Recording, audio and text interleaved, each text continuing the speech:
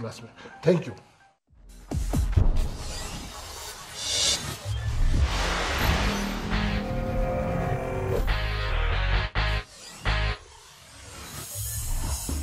अस्सलाम वालेकुम जुले डियर स्टूडेंट्स।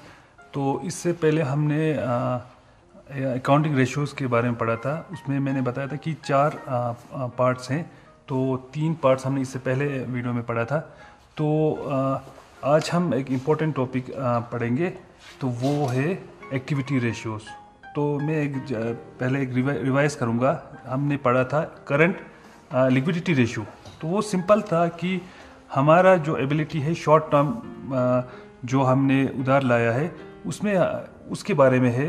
तो सेकंड जो हमने पढ़ा था सॉल्वेंसी रेशियो, वो लॉन्ग टर्म जो ऑब्लिगेशन से उसका हम एबिलिटी देखने के लिए वो हम टूल यूज़ करते हैं।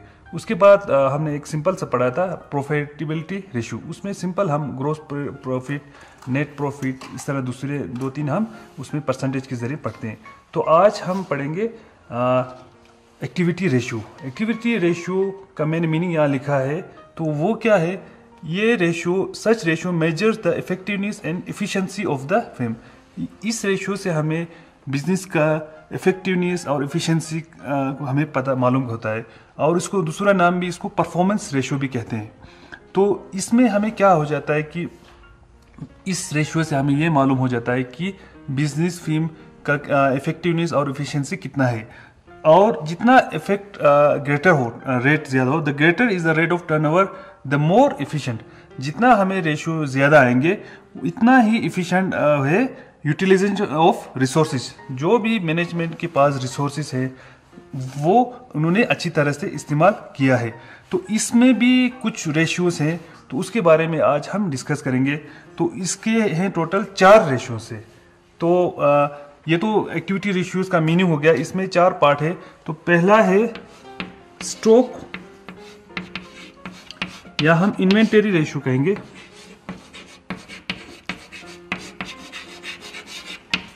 टर्नओवर रेशियो, ये एक हो गया। दूसरा सिंपल है, दूसरा है debtors turnover ratio.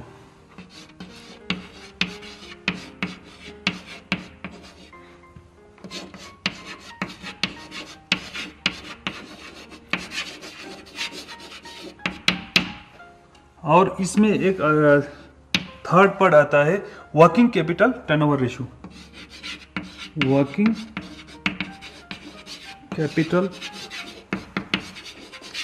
Turnover ratio.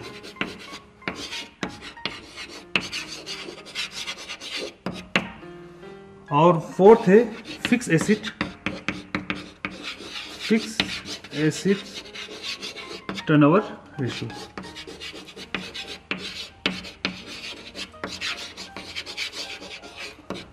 तो बच्चों, हम ये रेशियो क्यों पढ़ते हैं? इस रेशियो से हमें परफॉर्मेंस के बारे में पता चलता है कि फर्म अपना रिसोर्सेज किस तरह इस्तेमाल कर रहा है। तो इसमें टोटल कितने पार्ट्स हैं? 4 पार्ट्स हैं। तो मैं एक एक करके आपको अच्छी तरह से समझाऊंगा। तो अभी मैंने बताया था कि इसके 4 पार्ट्स हैं। तो पहले का मैंने डिफिनीशन यहाँ लिखा हूँ। पहला है स्टॉक टर्नओवर रेशियो, इसको हम इन्वेंटरी रेशियो भी बोलते हैं। तो ये ratio, this ratio is a tool to measure, क्या मेजर करते हैं? Speed with which the inventory is being converted into revenue. जो हमारे पास स्टॉक पड़ा हुआ है उसको हम कितने स्पीड के साथ कन्वर्ट कर रहे हैं, किसमें? रेवेन्यू में। तो इस टूल के जरिए हमें ये मालूम हो जाता है। तो इसको स्टॉक टर्नओवर रेशियो भी बोलते हैं, और दूसरा इन्वेंटरी टर्नओवर रेशियो। तो इसका जब हम रेशियो निकालेंगे, हायर होगा तो the higher the ratio the better it is. जितना हाई होगा इतना अच्छा है। The higher ratio indicates that the inventory is being better managed. जो हमारे पास स्टॉक पड़ा हुआ है उसको हमने अच्छी तरह से मैनेज किया है। तो जितना हायर होगा वहां से हमें मालूम हो जाए कि हमने स्टॉक को अच्छी तरह से यूज किया है। While the lower ratio will mean that the revenue from operation is very slow. तो अगर लोअर रेशियो होगा तो वहां से हमें ये मालूम होगा कि हमारा जो रेवेन्यू है फ्रॉम ऑपरेशन से वो कम है। तो इसका मैं अभी आपको फार्मूला भी बताऊंगा। तो इसका फार्मूला सिंपल है, stock turnover ratio equal to cost of goods sold by average stock. तो एवरेज स्टॉक तो बहुत सिंपल है, आपको opening stock plus closing stock by 2 करना है। यहाँ मैं लिख देता हूँ average stock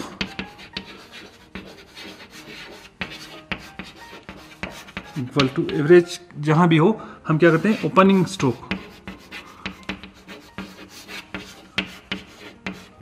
plus closing stock,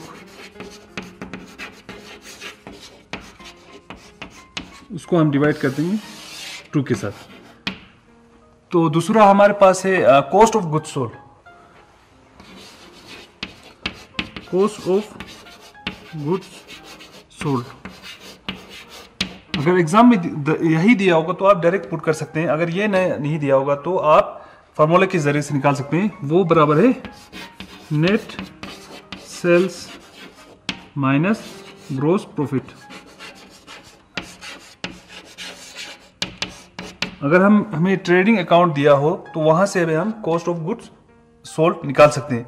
और दूसरा एक तरीका इसका है कि हम opening stock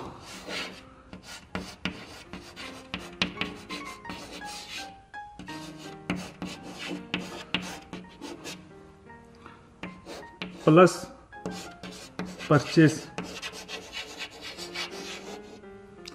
plus direct expenses minus closing stock, यहां से भी हम कॉस्ट ऑफ गुड्स सोल्ड निकाल सकते हैं। तो ये फॉर्मूला है। तो लास्ट में मैं इसका 1-2 एग्जांपल भी देखकर आपको अच्छी तरह से समझाऊंगा। और नेक्स्ट पार्ट था हमारा डेटर्स टर्नओवर रेशियो। इसका मैंने सिंपल से एक डिफिनेशन यहाँ लिखा है। इससे हमें क्या मालूम होता है, इट शोज द स्पीड, इसमें भी हमें क्या मेजर करना है, स्पीड्स विथ विच डेटर्स और receivables are converted into cash. जिस स्पीड के साथ हम जो डेटर्स के पास से हमें जो अमाउंट मिलने वाला है उसके बारे में हमें इस रेशियो से मालूम हो जाता है। इसको दूसरा नाम बिल्ड रिसीवेबल्स टर्नओवर रेशियो भी कहते हैं। तो इसका फार्मूला है debtors turnover ratio equal to net credit sales by average debtors. Net credit sales तो आपको सिंपल मालूम है, हमें सामान क्रेडिट पर बेचते हैं, कभी क्या हो जाता है रिटर्न में आ जाते हैं कुछ सामान, तो उसको सब्ट्रैक्ट करके वहां क्या आएगा, नेट क्रेडिट सेल्स। और एवरेज डेटर्स तो सिंपल है, ओपनिंग में जितना डेटर्स का वैल्यू हो उसको सम करना है क्लोजिंग में डेटर्स बाय 2, तो वहां से हम डेटर्स टर्नओवर रेशियो निकाल सकते हैं। तो थर्ड हमारा है वर्किंग कैपिटल टर्नओवर रेशियो। तो इसमें हम इसका मैंने डिफिनेशन सिंपल से यहाँ लिखा है, this ratio indicates the extent to which the working capital funds have been employed in the business towards the sale. तो इसमें हम क्या देखते हैं कि जो हमारा वर्किंग कैपिटल है वो हमें सेल्स के साथ हमारा रेशियो कितना रहा। तो higher ratio will indicate that the better and efficient utilisation of working capital. अगर रेशियो ज्यादा होगा, अगर हम 2 साल का कंपेयर करेंगे, अगर ज्यादा होगा 1 साल का, तो वहां हम कहेंगे कि जो हमारा वर्किंग कैपिटल है उसको हमने इफिशिएंट और बेटर यूटिलाइज किया है। तो इसका फॉर्मूला सिंपल है, working capital turnover ratio equal to net sales. Net sales तो आपको मालूम है सिंपल है, सेल्स में से जो रिटर्न हुआ वो सब्ट्रैक्ट करने से वहां निकलेगा नेट सेल्स। तो बाय किसके साथ, वर्किंग कैपिटल। वर्किंग कैपिटल का भी यहां मैं लिख देता हूं फॉर्मूला, वर्किंग कैपिटल निकालना होगा तो हम क्या करेंगे, तो सब करंट एसेट पहले हम मालूम करेंगे, करंट एसेट में से हम लेस करेंगे करंट लायबिलिटीज,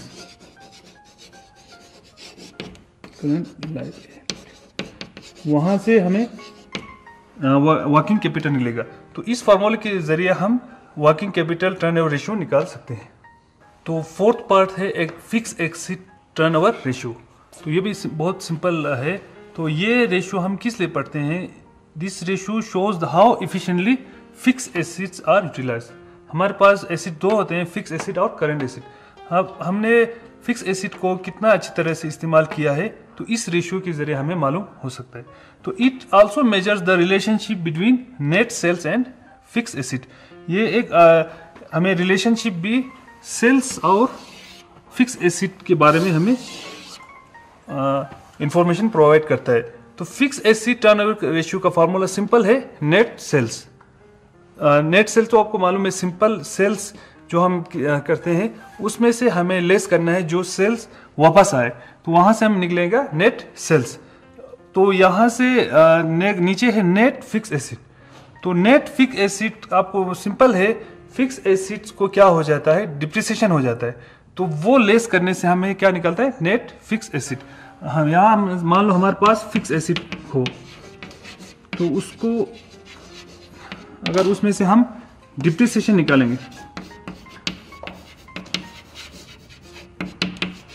तो वहां से हमें क्या निकलेगा, नेट फिक्स एसिड।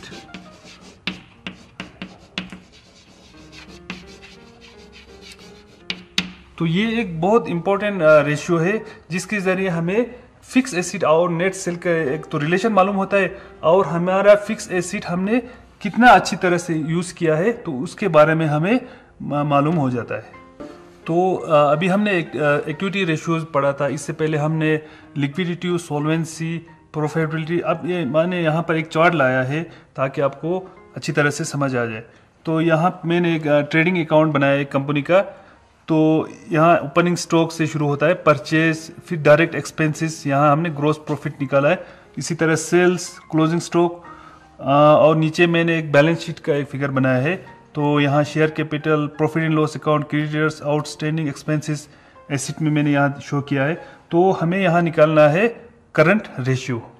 तो करंट रेशियो के लिए हमें सबसे पहले हम क्या करेंगे, करंट रेशियो का फॉर्मूला लिखेंगे, करंट रेशियो। तो वो किसके बराबर था, current acid by current liabilities. Current acid by क्या लिखेंगे, करंट लायबिलिटीज। तो आप यहां देखिए करंट एसिड देखने के लिए हम कहां जाएंगे, बैलेंस शीट में। तो बैलेंस शीट में आप देखिए लैंड तो करंट एसिड नहीं है, स्टॉक है, डेटर्स है, कैश है। तो इन तीनों को हम क्या करेंगे, ऐड करेंगे करंट एसिड के लिए। पहले हम यहाँ करंट एसिड निकालेंगे, करंट एसिड। तो उसके लिए हम क्या करेंगे, स्टॉक कितना है 33,000 प्लस डेटर्स कितना है 95,000 प्लस 22,000। तो हम यहाँ ऐड करने से 5, 6, 10, 15 हो गया, ये हो गया 1,50,000, 1,50,000। ये हो गया करंट एसिड। इसी तरह हम क्या निकालेंगे, करंट लायबिलिटीज। तो लायबिलिटी साइड हम देखेंगे करंट कौन कौन सा है। इसमें है एक हमारा है क्रेडिटर्स, आउटस्टैंडिंग एक्सपेंसेस, ये क्या है, करंट हमारा लायबिलिटीज। तो हम यहाँ निकालेंगे करंट लायबिलिटीज।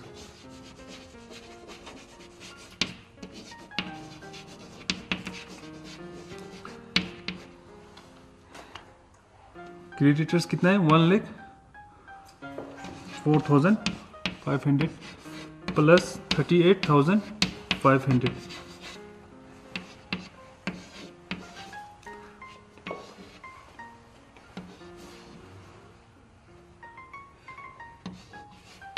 करंट लायबिलिटीज हमारा आया 1,43,000। तो यहाँ से हम करंट रेशियो निकालेंगे, करंट रेशियो वो सिंपल है, current acid by current liabilities. तो करंट एसिड हमारे पास कितना है 1,50,000 और करंट लायबिलिटी से 1,43,000। तो यहाँ हम डिवाइड करने से आएगा ये 1.05 अप्रोक्सीमेटली। तो आप ये अच्छी तरह डिवाइड करके आपको आराम से सोल्व कर सकते हैं। तो अभी हमने करंट रेशियो निकाला, अब हम निकालेंगे लिक्विड रेशियो। तो लिक्विड रेशियो का आपको सबसे पहले क्या लिखना है, फार्मूला लिखना है, लिक्विड रेशियो इक्वल टू, इसका दूसरा नाम क्या है, एसिड टेस्ट रेशियो और क्विक रेशियो भी कहते हैं। इधर हम क्या लिखेंगे, जो लिक्विड रेशियो का फार्मूला है, करंट एसिड की जगह हम क्या लिखेंगे, क्विक एसिड।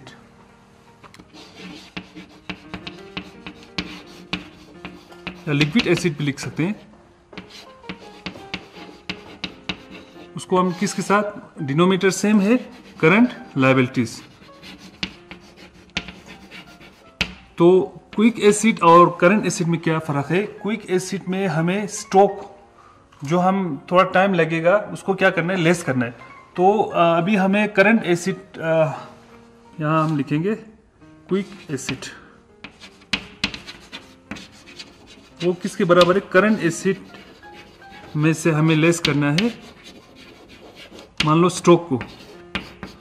तो करंट एसिड हमारे पास आया था 1,50,000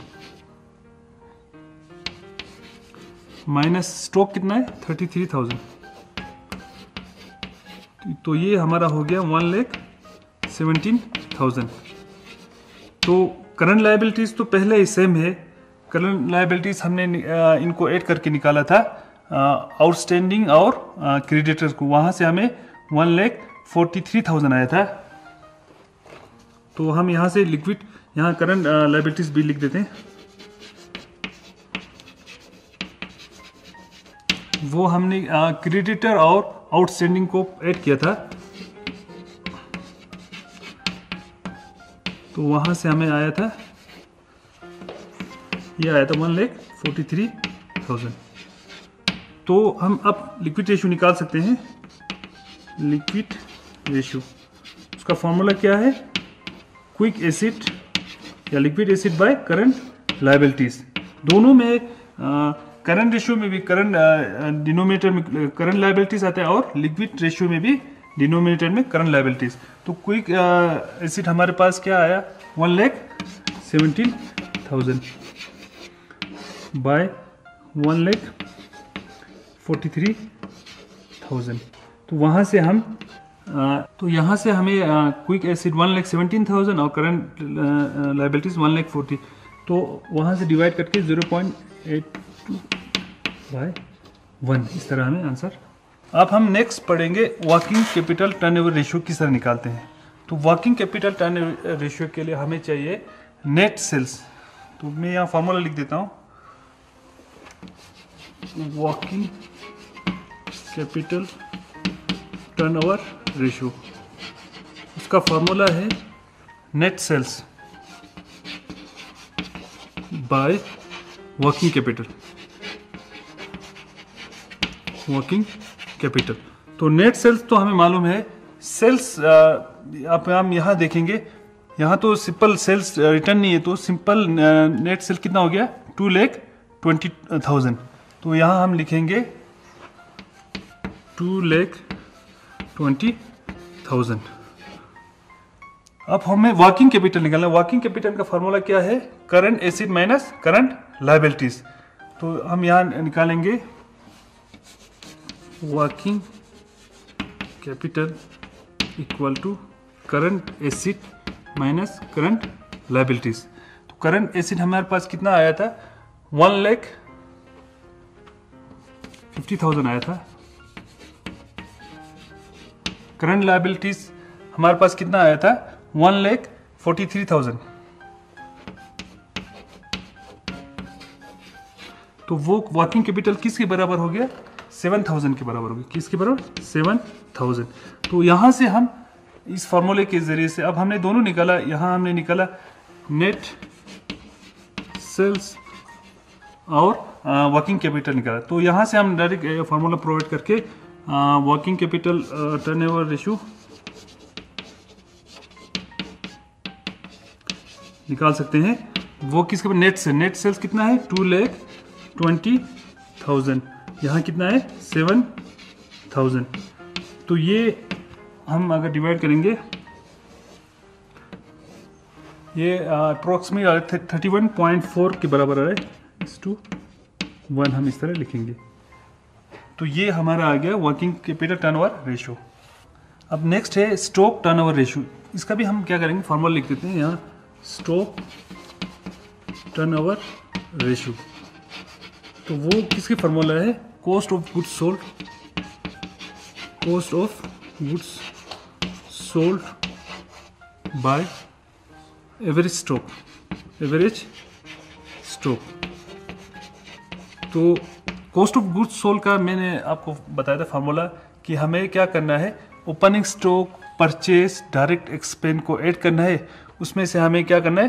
क्लोजिंग स्टॉक को सब्ट्रैक्ट करना है। यहाँ हम लिख देते हैं कॉस्ट ऑफ गुड्स सोल्ड।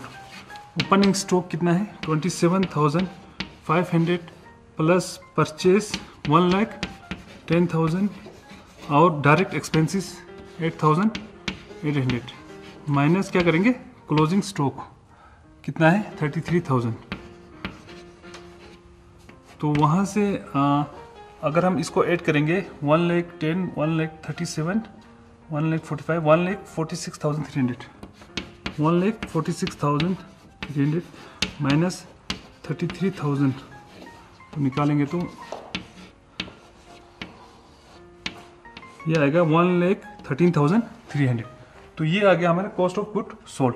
इसी तरह हम एवरेज स्टॉक के लिए यहाँ बताया था दोनों है, ओपनिंग स्टॉक और क्लोजिंग स्टॉक को क्या करना है ऐड करना है।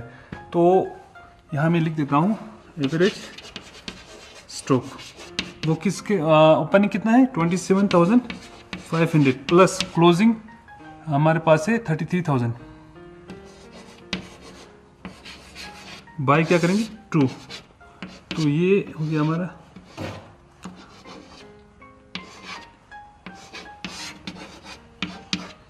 ये हमारा हो गया 30,250।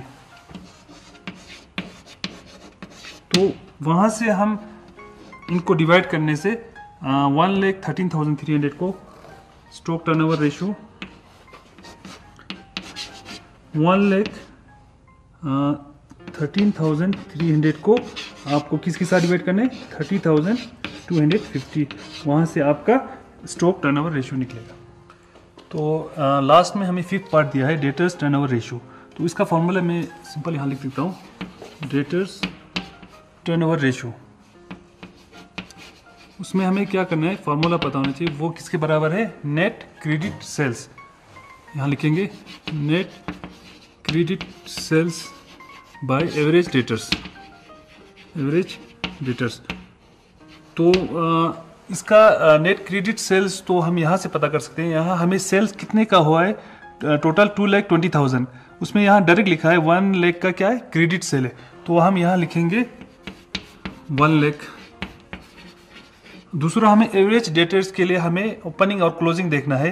तो यहाँ आप देखेंगे डेटर्स का यहाँ एक नोट दिया है, क्योंकि बिगिनिंग में कितना है 25,000 और यहाँ पर डेटर्स का कितना है 95,000। तो एवरेज हो गया, एवरेज डेटर्स हो गया हमारे पास है 25,000 प्लस 95,000। तो ये बाय 2 करने से वो हो गया 1,20,000 बाय 2 यानी 60,000 हो गया। तो वहाँ से हम आराम से फार्मूला यूज़ करके निकाल सकते हैं एवरेज डेटर्स टर्नओवर रेशियो किसके बराबर हो गया। यहाँ हम लिखेंगे 1 lakh divided by average debtors कितना है 60,000। तो वहाँ आप डिवाइड करने से आप आराम से निकाल सकते हैं। तो मैंने एक कुछ एग्जांपल लेकर आपको अच्छी तरह समझाया। तो मुझे उम्मीद है कि आप लोग को अच्छी तरह समझ आया होगा। तो आप लोगों के लिए भी ज़रूरी है कि एनसीईआरटी बुक्स या जहाँ से बुक्स हो या प्रीवियस ईयर का पेपर हो वहाँ से आप ट्राई करें। जितना आप प्रैक्टिस करेंगे इतना आपको अच्छी तरह से समझ आ जाएंगे। तो मुझे उम्मीद है कि आप लोग अच्छी तरह से पढ़ेंगे। Thank you.